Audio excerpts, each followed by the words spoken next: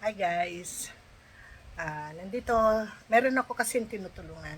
Ngayon yung aking tiyahin na pinsang buo ng aking tatay. So, nag-iisa na siya sa buhay. And then, ito, since nung maki kami, siya, nandun siya sa amin, doon siya lagi nag-stay kasi nag-iisa na din siya. And then, pag gabi kasi wala siyang kasama sa actually, sa Batangas na nangyayari. Nung medyo malakas-lakas pa siya. So, pag auwi kami, pumupunta siya doon sa bahay namin para doon siya mag stay habang nandun kami. Doon siya natutulog kasi wala siyang kasama. So, kawawa naman. So, ito nga, may nangyari sa kanya. Noon, natulungan ko din siya nung nabali yung kanyang kamay kasi nadulas siya and then yung kanyang kamay na putol. So, pinadoktor ko rin siya.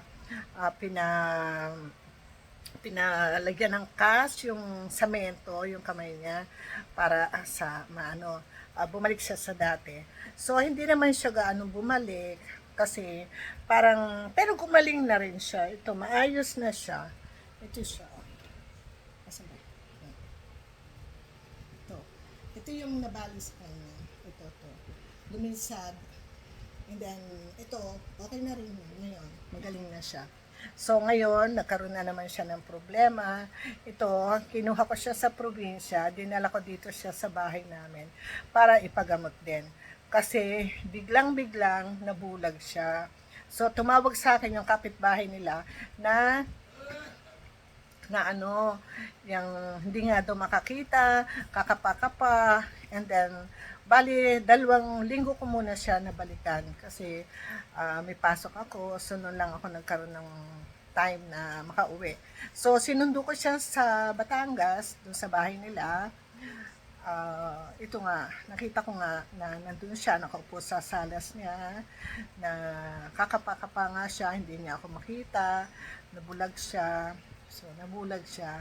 Binalutan yung kanyang lens, yung kanyang eyeball ng katarata. So, hindi na siya makakita ngayon until now. So, ngayon, pinapacheck up namin siya. Nagtulong-tulong kami magpipinsan sa mother side, sa father side. So, umpisahan na namin siya. So, dinala na namin siya. Dinala siya ng pinsan ko sa PGH and then ito, for schedule siya, ginawan siya ng biometry, and then yun nga, schedule ulit siya ng check-up, and then doon pa kami makakapag-decide, doon makakapag-decide yung doctor kung kailan operahan. So, papalitan yung kanyang lens, so, tsaka, ito, hindi pa namin alam kung anong schedule. So, next check-up niya sa ngayong April 25. Ngayon, next week yon. So, ito yung aking tiyahin na nabulag at hili. Ayan. Pero nakakaano naman siya, aninag lang. Pero hindi niya talaga ako nakikita. Nakikita mo ba yung kamay ko at hili? Nakikita mo? Anino lang. Ha? Anino. Oh, anino lang. So, ito siya, hindi na siya makakita. Actually, binano ko na to sa vlog dati, nung pumunta ko sa bahay niya. So, sana nakita nyo yung first vlog ko about sa tita ko. Tiyahin ko siya. So, dito siya nag-stay sa bahay namin. So, kawawa naman siya kung nasa probinsya siya kasi hindi siya naasikaso. And then, binibigyan lang siya ng pagkain doon ng mga kapitbahay na binabayaran din namin. Ito, so, at pipili, kung gusto mong humingi ng tulong sa iba na para sa operasyon mo, pero wala pa siyang schedule sa operasyon. So, ito, isa lang kasi yung operahan mo na kasi hindi daw pwedeng pagsabihin ng dalawa. Sana po may doktor na sa amin. So, magpapa-check up po siya sa PGH sa April 25. And then, doon pa namin po malalaman kung talagang schedule ng operation niya sa mata.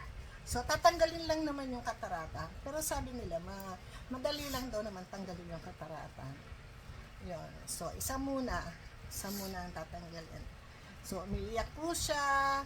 So, sana, sabi pagdasal mo na, sana po matulungan niyo ko na maoperahan po ang aking mata. Ay, sabihin mo. Sana po matulungan po ninyo ako para maoperahan po ang mata ko. At Para, makakita. para makakita.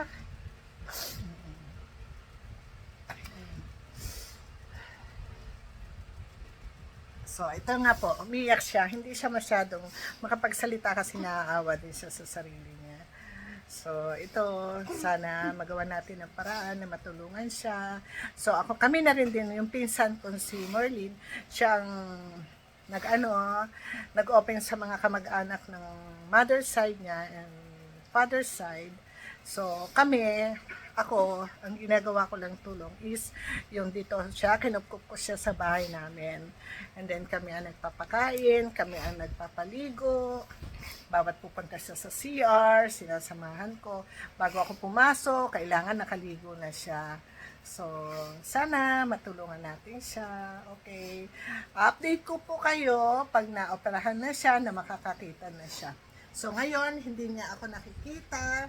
So, aninag lang daw. Aninag lang na parang may gumagalaw-galaw. Yun lang. So, sana matulungan natin siya. Bye! Update po na. Okay, subscribe and below, like and share.